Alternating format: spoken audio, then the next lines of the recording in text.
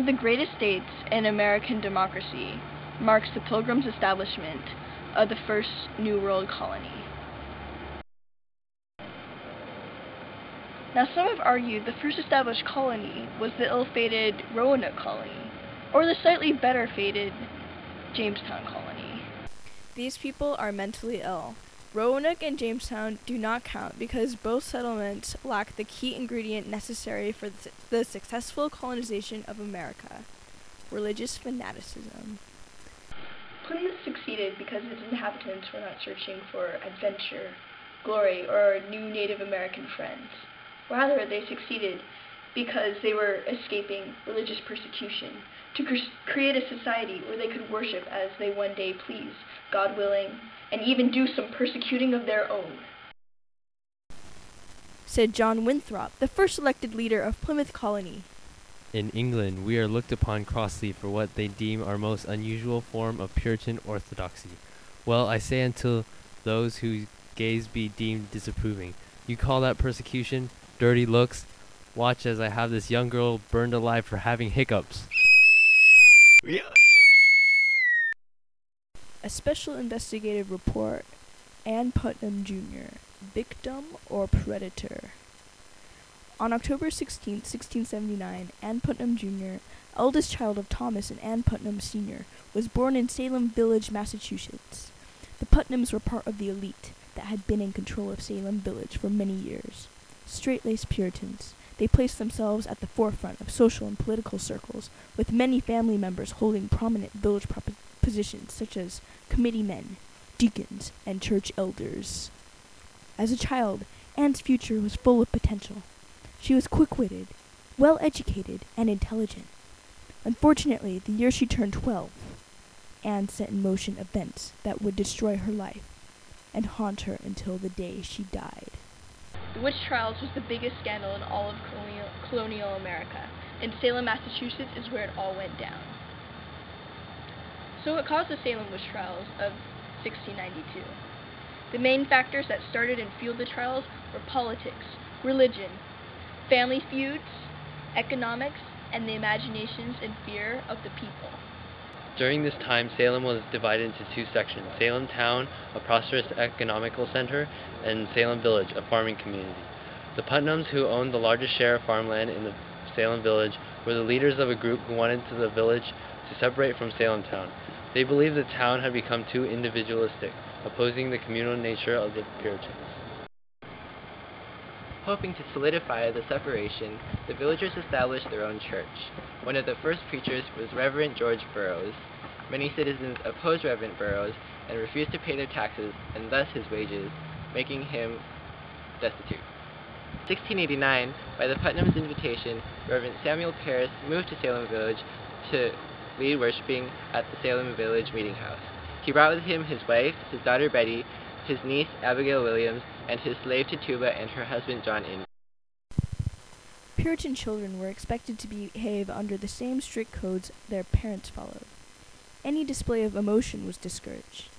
Toys and games were seen as sinful distractions. Girls were expected to help tend the house, performing the same chores as their mothers. As an escape from such a routine and boring life, Anne spent the winter months of 1692 at the Parris home. Anne, Betty, and Abigail were often joined by other girls who listened to Tituba's tales of witchcraft, demons, and mysticism, activities that were strictly forbidden by Puritan law. This rebellion most likely filled the children with fear and guilt. One game had the girls drop an egg white into a glass of water to see what shape it would form.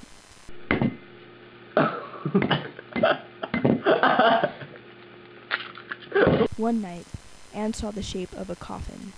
A short time later, Anne, Betty, and Abigail started acting rather peculiar. They would babble nonsense, convulse, and complained of pains, like those from pins being thrust into their bodies. The girls were taken to the doctor and diagnosed as victims of witchcraft, primarily because there was no other plausible explanation for the symptoms. Oh, hello there. Welcome to Anthony's Kitchen. Today, we're going to be making witch cakes. Witch cakes are often used to indicate whether or not someone is afflicted by witchcraft.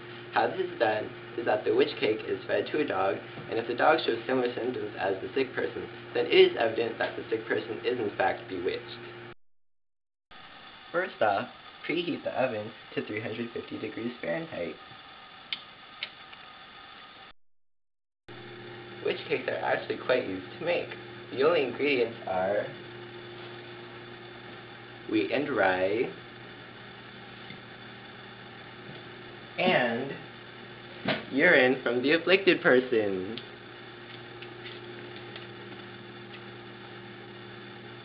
Fruity.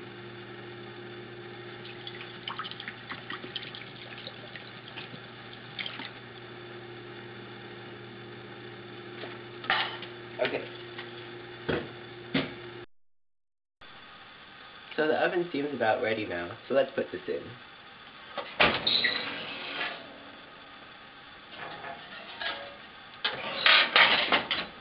And you want that to cook for maybe about 66 minutes and 6 seconds.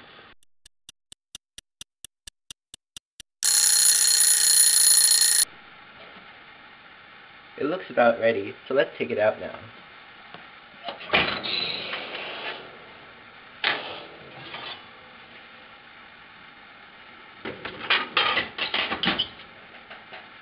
And there you have it, your very own witch pie.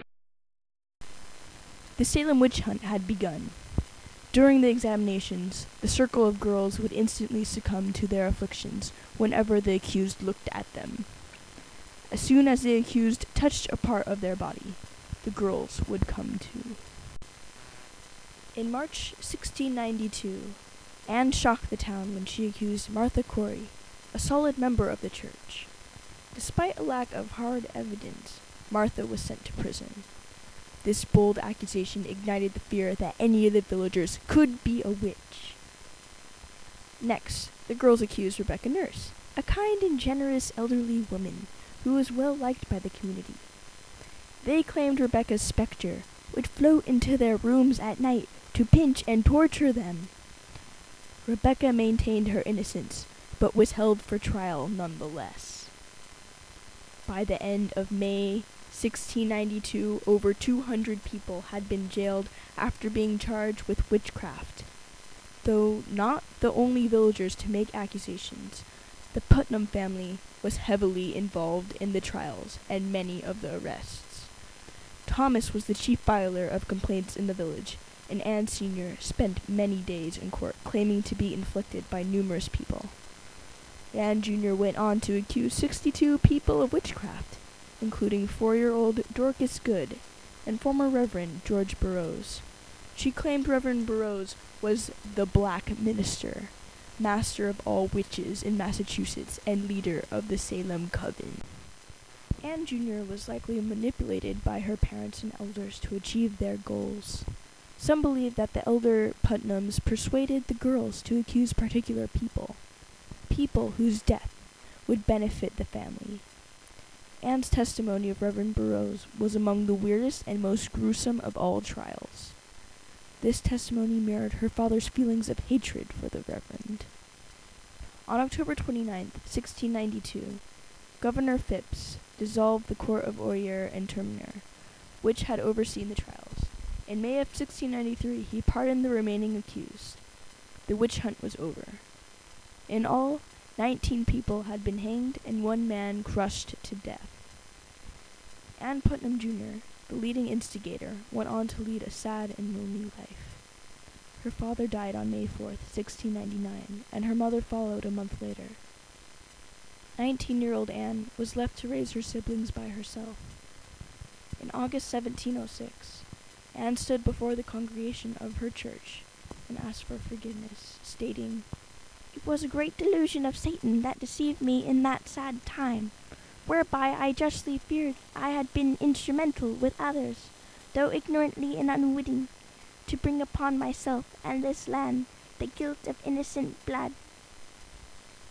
Anne died unmarried in 1716 at the age of 37, and was buried alongside her parents in an unmarked grave. She was the only one of the accusers to publicly ask for forgiveness.